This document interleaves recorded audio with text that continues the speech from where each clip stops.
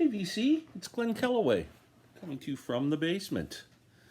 It is Wednesday, just shortly after lunch, well 2 o'clock in the afternoon. This is a vinyl finds episode. I don't do these very often because I don't have a lot of vinyl finds. But over the last couple of weeks I picked up 5 albums used that I'm kind of happy about. 2 I got this morning. I got a week or so ago. So first, Moody Blues, Threshold of a Dream from 1968, I believe. The album after my favorite Moody Blues album, which is In Search of the Lost Chord. I was always under the impression that A Question of Balance was the album after this, but it's To Our Children's Children that followed this. Question of Balance and this album always seem like they're connected to me somehow. Same kind of records. But great album, great cover.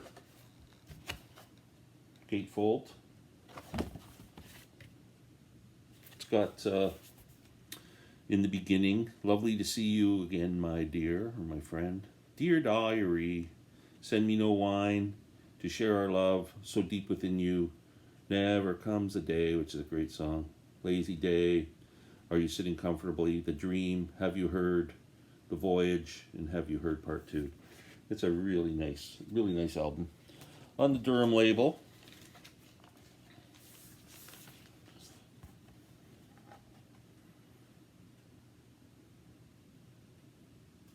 excellent, if you can tell there, but it's in really good shape. The cover, bit worn, some ring wear on the front and the back, but the vinyl plays very nicely. Next, I saw on PBS about a month ago, within the last month, 50th anniversary celebration of Asleep at the Wheel. What a great show that was. The Asleep at the Wheel was the first band that ever played on Austin City Limits. So they showed some of that performance, and they showed a bunch of stuff, and some stuff where they had guests, like playing with Willie Nelson, Jimmy Gimbel playing, is it Johnny Gimbel or Johnny Gimbel? Playing the fiddle on a couple of songs. And it was just a great show. All the changes in the band over the years. There's been a lot of Asleep at the Wheel members, but Ray Benson has always been the stable guy leading the band. I found this album for $4.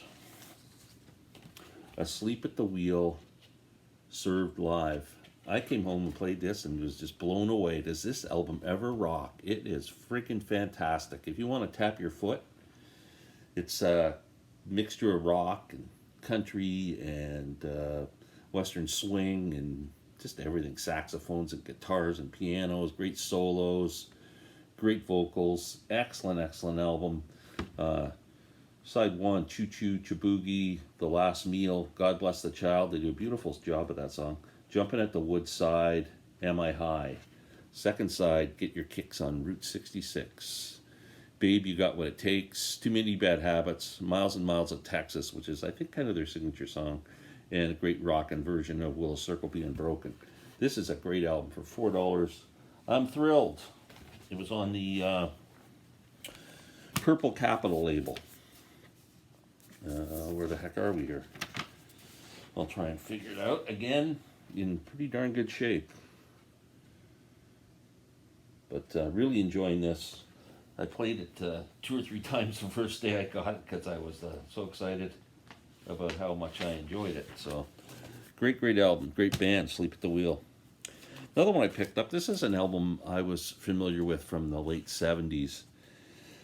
And to tell you the truth, I brought it home, I was excited to listen to it, and was kind of disappointed. It's very overproduced as far as I'm concerned. I wish it was more just guitar and vocals. Janice Ian aftertones. There's some great songs on here. She's a wonderful singer and great writer. But again, I just find too much strings and stuff on it for me, for that type of music.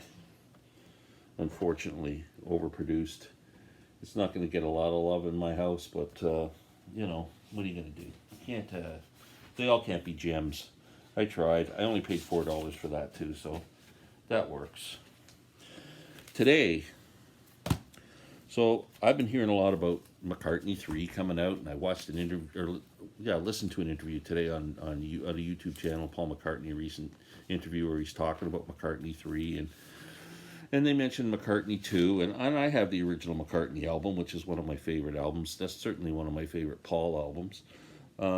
McCartney 2, I haven't given a lot of time to. I've heard it and then kind of just on first listens of songs go, it's not for me. But my interest has been piqued because McCartney 3 is coming out. So I found this used today, McCartney 2. I had to buy it. Haven't listened to it yet. We'll see if maybe if I give it a bit of love, maybe my opinion will change. I'm hoping it will. You guys can let me know if you think this is as big a disaster as I thought it was when it came out. Maybe I was just doing too much of a comparison to McCartney, the original McCartney album, hoping for more of the same, when I think this is a lot of synthesizers and drum stuff and, you know, synthesized music. So I'll give it a shot. McCartney 2. And this is the one I was really excited today. I don't know if anybody's heard this before. McCoy Tyner plays Duke Ellington on the Spartan Impulse label. It's a stereo version. Cover is, it's got the little frickin' hole punched in it. The cover is absolutely just mint. I think when it opens, it still cracks a little bit. I have not heard this before, ever. I am very excited about listening to this afternoon. Here's the vinyl. Love the label. Spartan Impulse Records. McCoy Tyner plays Ellington. So, the songs on this, two of my favorite Duke Ellington songs are on here. They would be Caravan and Satin Doll. But here's the lineup of songs. So the lineup of the trio is McCoy Tyner Trio, McCoy on piano, Jimmy Garrison on bass, Elvin Jones on drums, Latin percussion, Willie Rodriguez and Johnny Pacheco. Side 1, Duke's Place, Caravan, Solitude and Searchin'. Side 2, Mr. Gentle and Mr. Cool, Satin Doll, and Gypsy Without a Song. Manufactured by Spartan of Canada, London, Ontario. Canadian issue. Beautiful cover. It's just like, look how shiny and everything this is. It's just an immaculate shape. The used record store I went to today in Brighton, Ontario, which is just about a 10-minute drive from me, called Apartment Records. Chet is the owner. Really nice guy. He got a whole bunch of jazz titles in. I just didn't have the money to spend. He had some Miles Davis ones. I didn't even look. I should have looked at the labels to see if they were originals, but boy, were they in good shape. There was, I can't remember what titles. He had like 3 or 4 Miles Davis titles and a bunch of other stuff. There was a lot of cool stuff there. If I had the money, I could have spent a few bucks and really built up my jazz collection. But yeah, that's what I have for my vinyl finds. I'd like to congratulate my friend Robert Hagerman. Robert's on my turntable. I think coming this Saturday is his first anniversary on with his YouTube channel. Robert's got a great channel. He's such a nice guy. Like him and I have become friends. We live not far from each other. A few people watching are probably sick of hearing that, but he's just a sweetheart of a guy.